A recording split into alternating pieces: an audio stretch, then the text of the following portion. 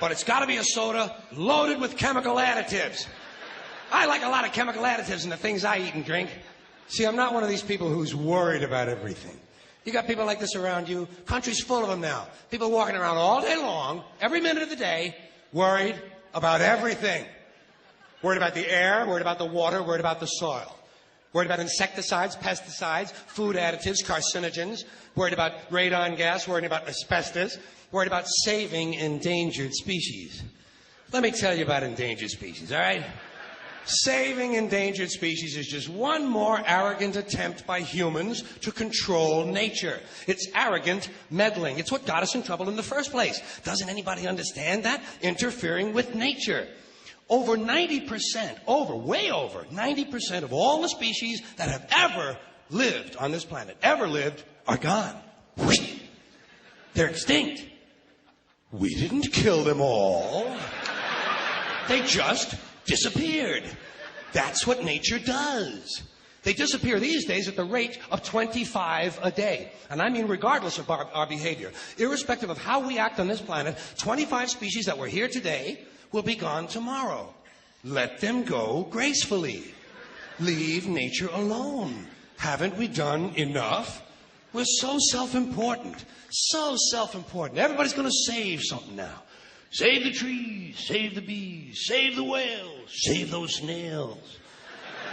And the greatest arrogance of all, save the planet. What? Are these fucking people kidding me? Save the planet? We don't even know how to take care of ourselves yet. We haven't learned how to care for one another. We're going to save the fucking planet? I'm getting tired of that shit. Tired of that shit. Tired. I'm tired of fucking Earth Day. I'm tired of these self-righteous environmentalists, these white bourgeois liberals who think the only thing wrong with this country is there aren't enough bicycle paths. People trying to make the world safe for their Volvos. Besides, environmentalists don't give a shit about the planet. They don't care about the planet. Not in the abstract, they don't. Not in the abstract, they don't. You know what they're interested in? A clean place to live. Their own habitat. They're worried that someday in the future they might be personally inconvenienced. Narrow, unenlightened self-interest doesn't impress me. Besides, there is nothing wrong with the planet. Nothing wrong with the planet. The planet is fine. The people are fucked. Difference. The planet is fine. Compared to the people, the planet is doing great. It's been here 4.5 billion years. Did you ever think about the arithmetic? Planet has been here 4.5 billion years. We've been here, what, 100,000? Maybe 200,000? And we've only been engaged in heavy industry for a little over 200 years. 200 years versus 4.5 billion. And we have the conceit to think that somehow we're a threat? That somehow we're going to put in jeopardy this beautiful little blue-green ball that's just a-floating around the sun? The planet has been through a lot worse than us. Been through all kinds of things worse than us.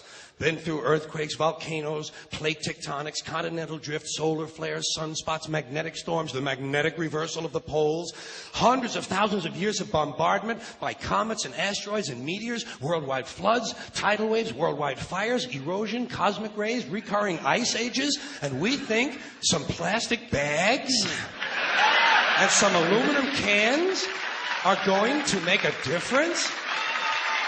The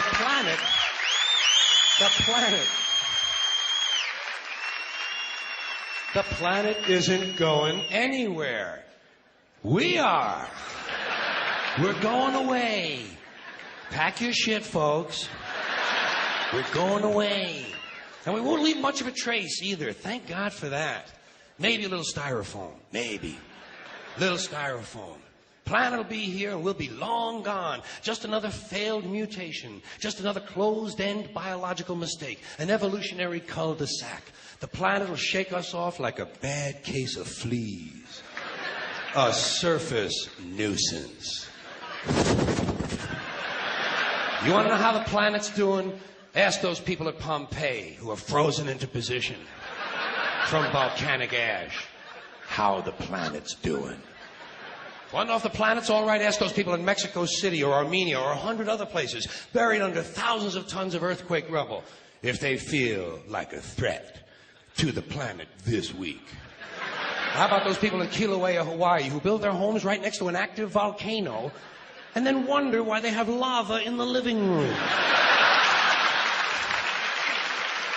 The planet will be here for a long, long, long time after we're gone, and it will heal itself, it will cleanse itself, because that's what it does. It's a self-correcting system. The air and the water will recover, the earth will be renewed, and if it's true that plastic is not degradable, well, the planet will simply incorporate plastic into a new paradigm, the earth plus plastic.